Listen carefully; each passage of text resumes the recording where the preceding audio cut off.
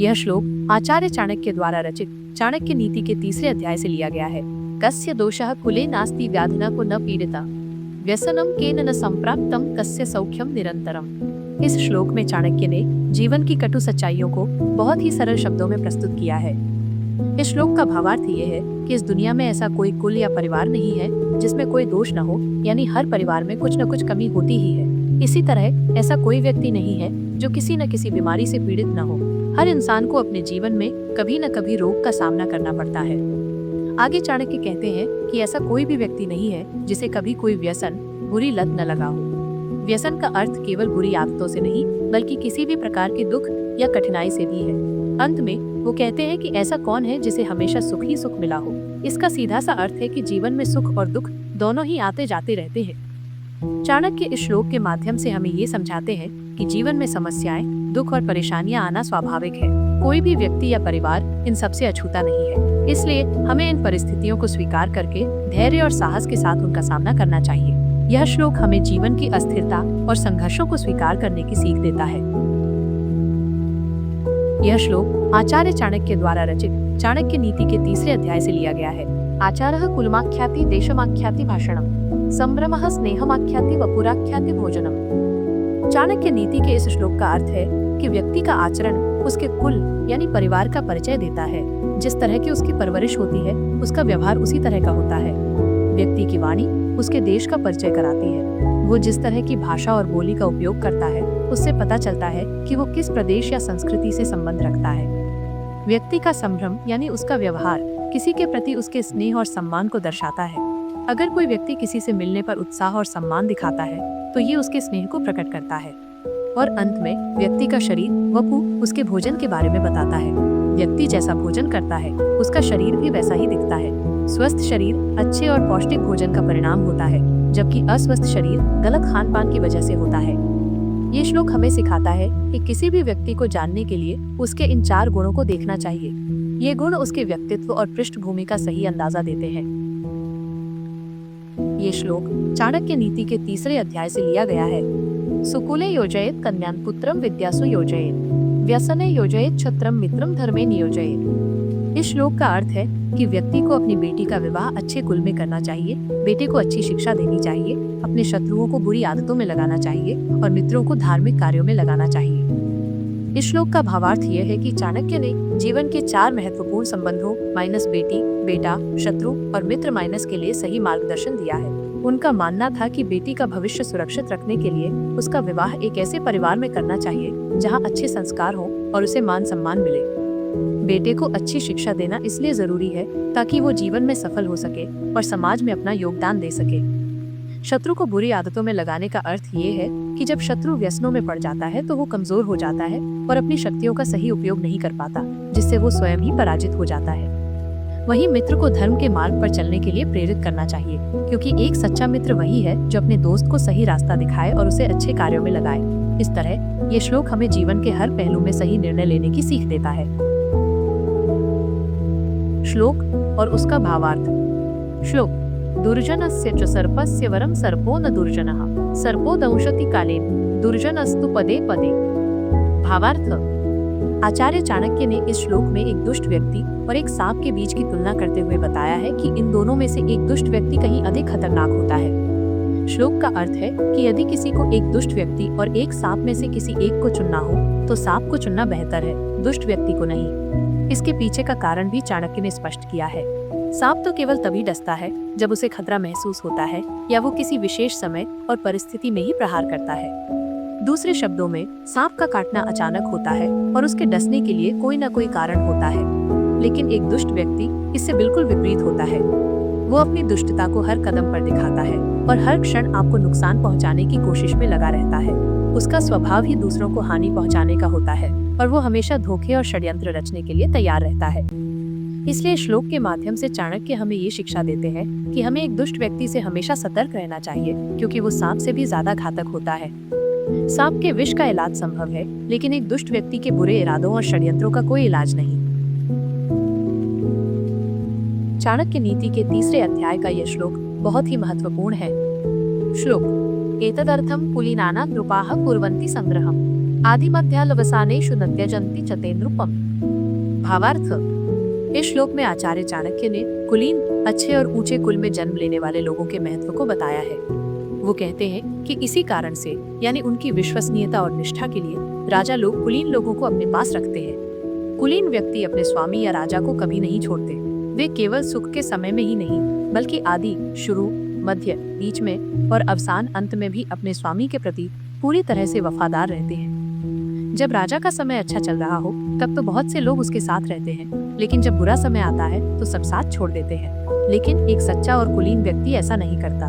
वो हर मुश्किल घड़ी में, यहाँ तक कि जीवन के अंतिम क्षणों तक भी अपने स्वामी के साथ खड़ा रहता है। यह श्लोक हमें सिखाता है कि किसी भी व्यक्ति या संगठन के लिए वफादारी और ईमानदारी सबसे बड़ा गुण है। ऐसे विश्वसनीय लोगों का साथ ही किसी भी राजा या नेता को सफलता और स्थायित्व दिलाता है। चाणक्य नीति के तीसरे अध्याय का ये श्लोक बहुत ही गहरा अर्थ रखता है। प्रलये भिन्न मर्यादा भवन्ति किल सागराः, सागरा भेदमिच्छन्ति प्रलये भिन्न साधवः। ये श्लोक बताता है कि जिस तरह प्रलय, महाविनाश के समय सागर अपनी मर्यादा किनारों को छोड़कर सब कुछ डुबो देता है, उसी तरह सामान्य व्यक्ति भी विपरीत परिस्थितियों में अपने धैर्य और मर्यादा को खो देते हैं। वे अपने सिद्धांतों से भटक जाते हैं और अनुचित कार्य करने लगते हैं।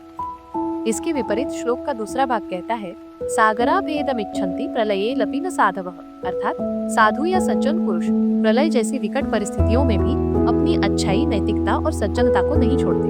वे सागर की तरह अपनी मर्यादा और धैर्य को कभी नहीं तोड़ते।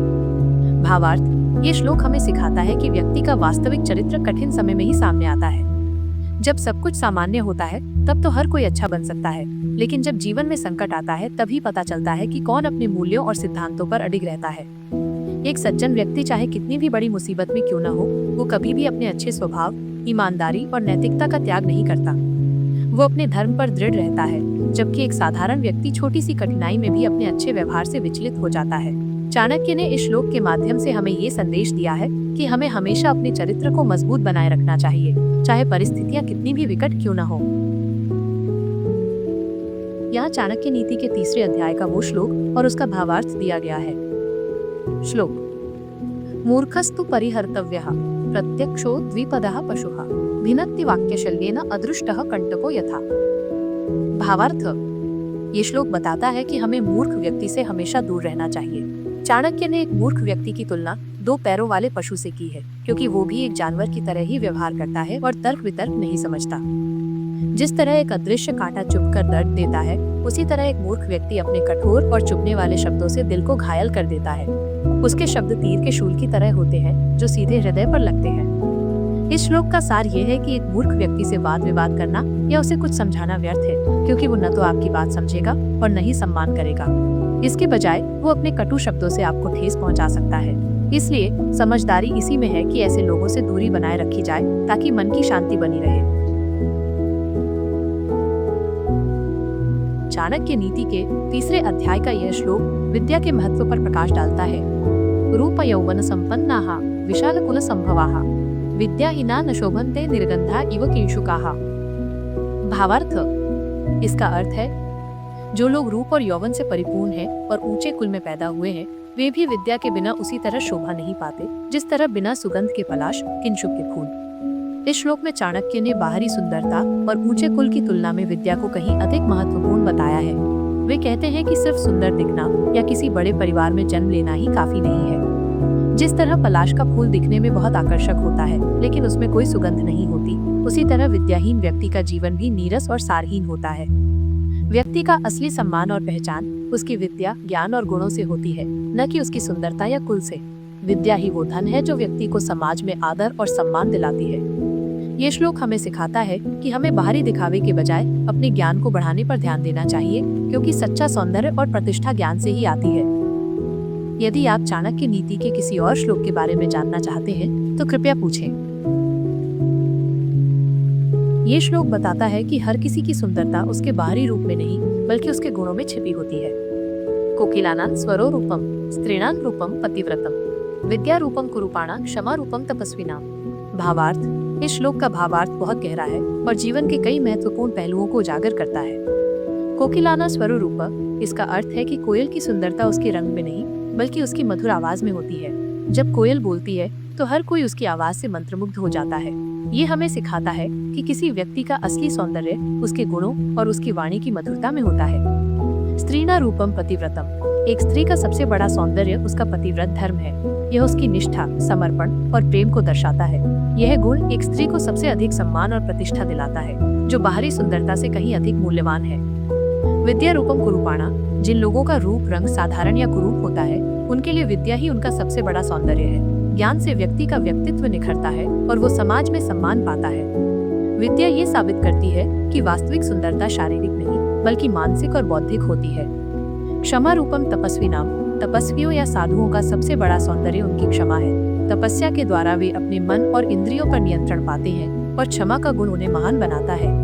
ये दर्शाता है कि सबसे बड़ी शक्ति बदला लेने में नहीं बल्कि माफ करने में होती है। यह श्लोक हमें ये समझाता है कि व्यक्ति का असली मूल्य उसके सद्गुणों में होता है, न कि उसकी दिखावटी सुंदरता में। यह श्लोक चाणक्य के गहन चिंतन और दूरदर्शिता को दर्शाता है, जिसमें उन्होंने व्यक्ति, परिवार, समाज और राष्ट्र के बीच के संबंध को बहुत ही सरल तरीके से समझाया है। श्लोक: त्यजेदेक कुलस्य अनर्थे ग्रामस्य अनर्थे कुल त्यजेत, ग्रामं जनपदस्य अनर्थे आत्मा अनर्थे पृथ्वीं त्यजेत। भावार्थ: इस श्लोक का अर्थ है कि जब भी कोई बड़ा संकट आता है तो हमें अपने हितों को त्याग कर बड़े लक्ष्यों को प्राथमिकता देनी चाहिए। इस श्लोक में चाणक्य कहते हैं कि व्यक्ति को अपने परिवार की भलाई के लिए अपने एक सदस्य का बलिदान करने में संकोच नहीं करना चाहिए। इसी तरह पूरे गांव की सुरक्षा के लिए एक परिवार का त्याग किया जा सकता है। जब देश जनपद पर संकट आए तो एक पूरे गांव को भी छोड़ देना चाहिए। अंत में अपनी आत्मा यानी अपनी नैतिकता, आत्मसम्मान और धर्म की रक्षा के लिए पूरी धरती का भी त्याग किया जा सकता है। यह श्लोक हमें सिखाता है कि जीवन में सही निर्णय लेने के लिए हमें हमेशा व्यक्तिगत स्वार्थ से ऊपर उठकर व्यापक हित के बारे में सोचना चाहिए। ये त्याग और बलिदान की भावना को दर्शाते हुए हमें ये संदेश देता है कि व्यक्तिगत हित से बड़ा कुल का हित है, कुल के हित से बड़ा समाज का हित है और समाज के हित से बड़ा अपने आत्मसम्मान और धर्म का हित है।